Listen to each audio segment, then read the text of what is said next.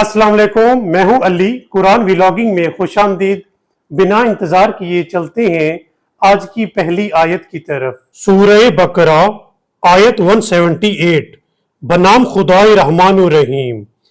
اے ایمان والو، تم پر مقتولین کے بارے میں قصاص کا حکم لکھ دیا گیا ہے۔ آزاد کے بدلے آزاد، غلام کے بدلے غلام، اور عورت کے بدلے عورت۔ ہاں، اگر مقتول کے بھائی کی طرف سے قاتل کو قصاص کی کچھ چھوٹ مل جائے تو اچھے پیرائے میں دیت کا مطالبہ کیا جائے، اور قاتل کو چاہیے کہ وہ حسن و خوبی کے ساتھ اسے ادا کرے۔ یہ تمہارے رب کی طرف سے ایک قسم کی تخفیف اور مہربانی ہے۔ پس جو اس کے بعد بھی زیادتی کرے گا اس کے لیے دردناک عذاب ہے۔ ناظرین، یہودیوں کے نزدیک جب ایک شخص کسی کو قتل کرے تو صرف اس کی ایک سزا ہے، وہ ہے قصاص، یعنی خون کا بدلہ خون۔ اور عیسائیوں کے نزدیک کچھ خاص شرائط کی بنا پر قصاص کا حکم دیا جاتا ہے۔ اور اسلام کے نزدیک جب ایک شخص کسی کو قتل کرے گا تو قتل کرنے کے بعد 3 طریقے ہیں۔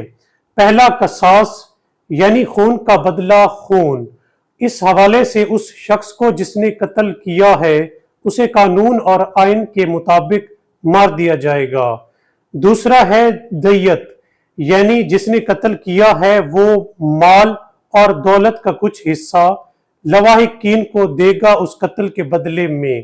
اور تیسرا ہے معاف کرنا، یعنی جو قتل کیا گیا ہے اس کے لواحقین قاتل کو معاف کر دیں۔ ناظرین، قرآن مجید میں اللہ تعالیٰ نے ایک اور مقام پر فرمایا ہے کہ جس نے ایک شخص کو قتل کیا اس نے پوری انسانیت کو قتل کیا، اور وہ شخص جہنمی ہے اور وہ ہمیشہ جہنم میں رہے گا۔ ناظرین، قرآن مجید میں اللہ تعالیٰ نے قاتل کی سزا جہنم قرار دی ہے آخرت میں۔ اس لیے ہمیں چاہیے کہ غصے میں اس حد تک نہ چلے جایا کریں کہ آپ کسی کی جان لے لیں۔ اب چلتے ہیں قرآن مجید کی اگلی آیت کی طرف۔ تمہارے لیے یہ لکھ دیا گیا ہے کہ جب تم میں سے کسی کی موت کا وقت آئے اور وہ کچھ مال چھوڑے جا رہا ہو تو اسے چاہیے کہ والدین اور قریبی رشتہ داروں کے لیے مناسب طور پر وصیت کرے۔ متقی لوگوں پر یہ ایک حق ہے۔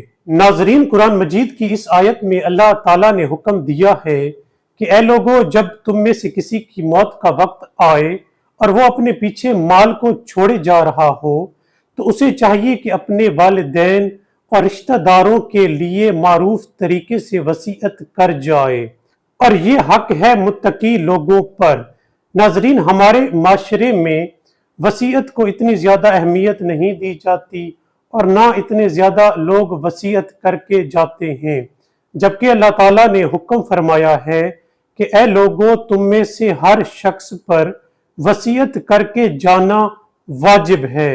اس لیے ہمیں چاہیے کہ اپنی زندگی میں وصیت کر کے جایا کریں، اور وصیت میں خصوصاً اپنی بیٹیوں کو ان کا حق اپنی زندگی میں دے کر جایا کریں، کیونکہ ہمارے معاشرے کا یہ ایک بہت زیادہ نیگیٹو پہلو ہے کہ ہمارے ہاں بیٹیوں کو ان کا حق نہیں دیا جاتا۔ اس لیے آپ سب کو چاہیے کہ اپنی زندگی میں اپنی بیٹیوں کو ان کا حق دے کر جائیں۔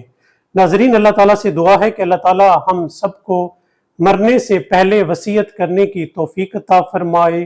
آج کے ویلاگ میں بس اتنا ہی۔ آپ سے ملتے ہیں اگلی ویڈیو میں، تب تک کے لیے اللہ حافظ۔